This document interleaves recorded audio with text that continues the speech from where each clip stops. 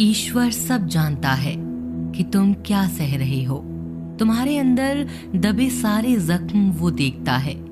वो चाहता है तुम लड़ो, तुम्हारे सपनों के लिए, खुद के अस्तित्व के लिए।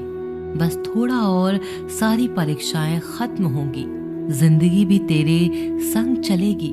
बस तुम रुकना मत। जहां भी रहो लोगों की जरूरत बनकर रहो, बोझ बनकर नहीं। आपकी कद्र वो करता है जो आपसे मोहब्बत करता है, वो नहीं जिसे आप मोहब्बत करते हो। जो नहीं मिला वह बेहतर नहीं था, जो है वह बेहतर है, जो मिलेगा वह बेहतरीन होगा। जब कल का दिन देखा ही नहीं तो आज का दिन क्यों खोए। जिस घड़ी में हंस सकते थे उस घड़ी में कल के लिए क्यों रोए। करीब उसके रहो जो तुमसे दूर ना रह सके। खुशी देने वाले भले ही हमेशा अपने नहीं होते, लेकिन दर्द देने वाला हमेशा अपना ही होता है। जिंदगी में कभी भी किसी बात पर तनाव लेने का कोई फायदा नहीं होगा, क्योंकि अगर तनाव लेने से इंसान सफल होता तो सबसे ज्यादा सफल दुखी लोग ही होते। घमंड ना करें अपने रूप और रुपयों का, क्योंकि मोर को अपने ही पंखों का बोझ उसे ऊंचा नहीं उड़ने देता है। कौन अच्छा है और कौन बुरा है, उसकी पहचान सिर्फ आपके बुरे वक्त में ही होती है। कोई आपसे नाराज है और उसे यह गुरूर है कि आप उसे मना लोगे, तो उसका यह गुरूर कभी टूटने मत देना।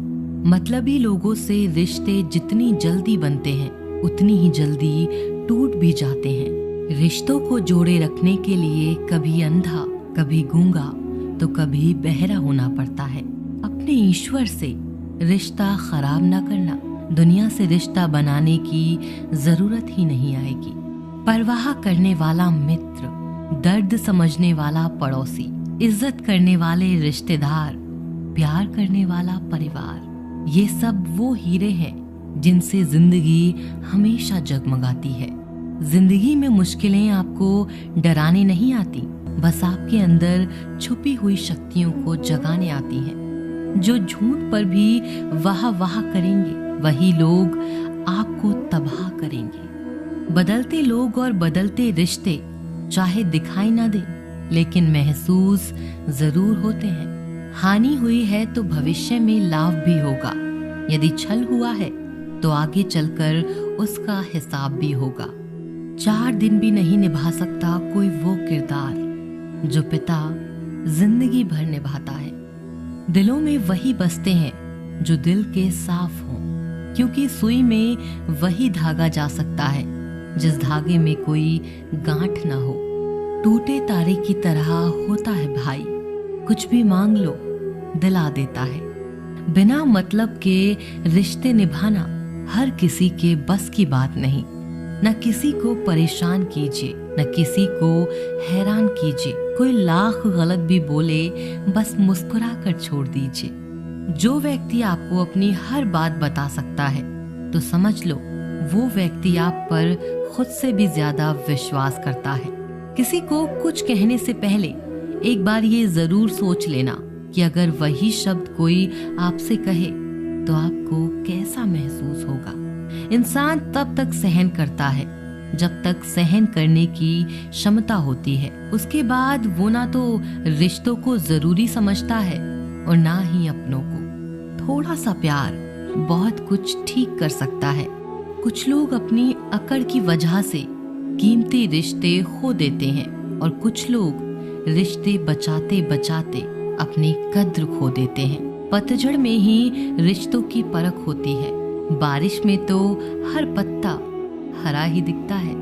गम में एक उंगली आंसू पोंछती है और खुशी में 10 उंगलियां मिलकर ताली बजाती हैं। यही तो है जिंदगी। दुख में कोई नहीं, सुख में सब साथी। परखने वालों के साथ नहीं, समझने वालों के साथ रहो। किसी को कितना भी अपना क्यों ना मान लो, वो आपको एक दिन अजनबी होने का एहसास दिला ही देगा। बुरे समय में दिलासा देने वाला अजनबी ही क्यों ना हो, वो दिल में उतर जाता है। और बुरे समय में किनारा करने वाला अपना ही क्यों ना हो, वो दिल से उतर जाता है। भरोसे में इतने भी अंधे ना बनो कि पास वाले का असली रंग ही ना दिखाई दे आपको। अगर कोई तुम्हारे साथ रहना नहीं चाहता तो उसे आजाद कर दो। पकड़ के रखे गए रिश्तों में कभी सुकून नहीं मिलता। तुम्हारा दिमाग ही तुम्हारी सबसे बड़ी समस्या है। ये उन वजहों को पकड़ पकड़ के लाता है जो बेवजह है। औलाद साथ छोड़ देती है, लेकिन हम सफर जिंदगी के अंतिम पड़ाव तक साथ निभाता है। वक्त जैसा भी हो, अच्छा या बुरा, बदलता जरूर है। अच्छे वक्त में कुछ ऐसा गलत मत करो कि बुरे वक्त में लोग आपका साथ छोड़ दें। सच में साथ निभाने वाले कभी कोई बहाने की तलाश नहीं करते। जिंदगी में खुश रहने का सबसे अच्छा तरीका उम्मीद रब से रखो, सबसे नहीं। रिश्ते सिर्फ मन से होने चाहिए, मतलब से नहीं। जैसे नीम के वृक्ष पर मीठे फल नहीं लगते, वैसे बुरे इंसान से अच्छाई की उम्मीद नहीं करते। अगर कोई आपके साथ नहीं रहना चाहता तो उसे आजाद कर देना चाहिए, क्योंकि पकड़ के रखे गए रिश्तों में कभी सुकून नहीं मिलता।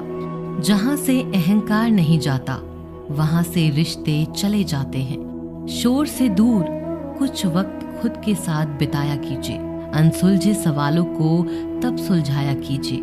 अकेले में बैठ जब खुद से बातें करते हैं तो यकीन मानो अनगिनत सवालों के जवाब तब हमें मिलते हैं। कुछ कहने, कुछ सुनने का मौका मिलता है। यही वो वक्त है जब खुद को समझने का मौका मिलता है।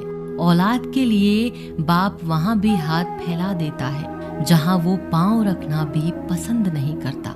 जिस रिश्ते में पल पल की घुटन हो, उस रिश्ते से पीछे हट जाना ही बेहतर है।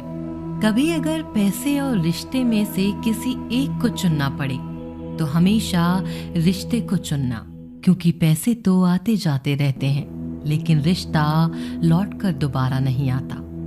आपकी कद्र वो करता है जो आपसे मोहब्बत करता है, वो नहीं जिसे आप मोहब्बत करते हो।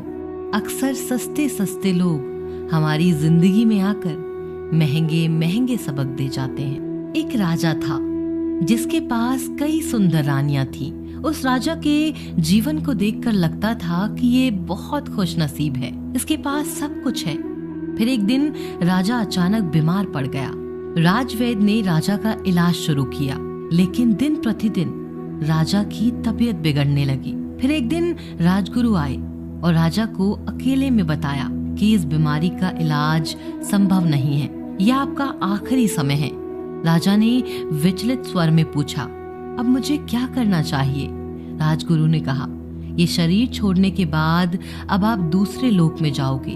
अगर आप चाहो तो अपने साथ एक इंसान को अगले लोक में ले जा सकते हो। राजा ने सबसे पहले अपनी चहेती और सुंदर रानी को बुलाया। राजा उस रानी से बहुत प्यार करता था, रानी को दिन भर निहारा करता था। राजा ने रानी से कहा, मैं कुछ ही दिनों में ये शरीर छोड़ने वाला हूँ। राजगुरु ने कहा है कि कोई एक प्रियजन मेरे साथ चल सकता है। तुमने हमेशा मेरा ध्यान रखा और मैंने हमेशा तुमसे प्यार किया। क्या तुम मेरे साथ मरकर दूसरे लोग चलोगी? पहली रानी मरने की बात सुन के डर गई। उसके हाथ पैर कांपने लगे। वो आंखों में आंसू भर के बोली, मुझे मृत्यु से बहुत डर लगता है। इतना कहकर वो वहां से भाग गई। राजा रानी के व्यवहार से अचंभित हो गया, लेकिन उसके पास समय कम था। राजा ने दूसरी रानी को बुलाया, जिस पर राजा को बहुत अभिमान था। राजा हमेशा उसे अपने साथ भ्रमण पर लेकर जाता, क्योंकि वो बहुत भाग्यशाली थी। उसके होने से राजा को किसी प्रकार की चिंता नहीं होती थी। राजा ने दूसरी रानी से कहा, तुम मेरे लिए बहुत भाग्यशाली हो, तुम मेरे साथ हमेशा रही हो, तुम मेरे साथ दूसरे लोग चलोगी? रानी ने कहा, महाराज, मैं मरने के बाद आपके किसी काम नहीं आऊंगी। हमारी शादी से पहले एक साधु ने आशीर्वाद दिया था, मैं अपने पति के लिए भाग्यशाली रहूंगी, लेकिन विधवा होने पर यह आशीर्वाद खत्म हो जाएगा। इसीलिए आपके जाते ही मुझे दूसरी शादी करनी होगी। इसीलिए मुझे माफ कीजिए, मैं आपके साथ नहीं चल सकती। रानी का जवाब सुनकर राजा का अभिमान टूट गया। गहरी सोच में डूब गया कि इस कठिन मौके पर आखिर मेरा साथ कौन देगा। राजा ने तीसरी रानी को अपने पास बुलाया। राजा को तीसरी रानी पर अटूट विश्वास था, क्योंकि तीसरी रानी ने हर परेशानी में, सुख दुख के समय में राजा का बहुत साथ दिया। राजा ने रानी से कहा, हम दुख सुख में हमेशा साथ रहे। मुझे दूसरे लोक में भी तुम्हारी जरूरत पड़ेगी, क्या तुम मेरे साथ चलोगी? तीसरी रानी ने कहा, मैं जरूर आपके साथ चलती, पर मैं मजबूर हूँ। हमारी एक बेटी है, मेरा भाई है, मुझे उनका भी साथ देना है। राज्य बहुत बड़ा है, यहाँ मेरे बहुत काम बाकी हैं, लेकिन मैं शमशान तक आपके साथ जरूर चलूंगी और आपके अंतिम संस्कार को अच्छे से पूरा करवाऊंगी। जवाब सुनकर राजा का दिल बैठ गया। जिस पर खुद से ज्यादा विश्वास था, उसने भी साथ चलने से मना कर दिया।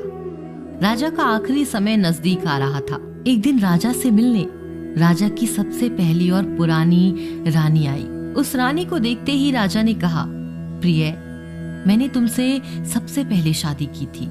जब भी मेरा मन दुविधा में होता, मैं तुमसे बातें किया करता, मुझे बहुत शांति मिलती। लेकिन आज मुझे पछतावा हो रहा है कि मैंने पिछले कई सालों से तुम्हारे लिए कभी समय नहीं निकाला। सच में बहुत दुखी हूँ। अच्छा हुआ तुम मुझसे मिलने आ गई। इससे पहले कि राजा पूछता, पहली रानी ने शांति से कहा, मैं आपके साथ चलूंगी, मैं कभी आपका साथ नहीं छोड़ सकती। दोस्तों, कहानी की राजा की तरह हमारे जीवन में भी 4 रानियां हैं। पहली रानी है हमारा शरीर। हम शरीर का कितना भी ख्याल रखें, ये कितना भी सुंदर हो, हम इसे कितना भी सजाएं, पर आखिरी समय में शरीर हमारे साथ नहीं आ सकता और पहली रानी की तरह मृत्यु के आते ही शिथिल पड़ जाता है। दूसरी रानी है धन और संपत्ति। हमें धन और संपत्ति पर बहुत घमंड और भरोसा होता है कि ये पूरे समय पर काम आएगा, लेकिन दूसरी रानी की तरह ये कभी एक जगह नहीं टिकता, आपके जाने के बाद किसी और के पास चला जाता है।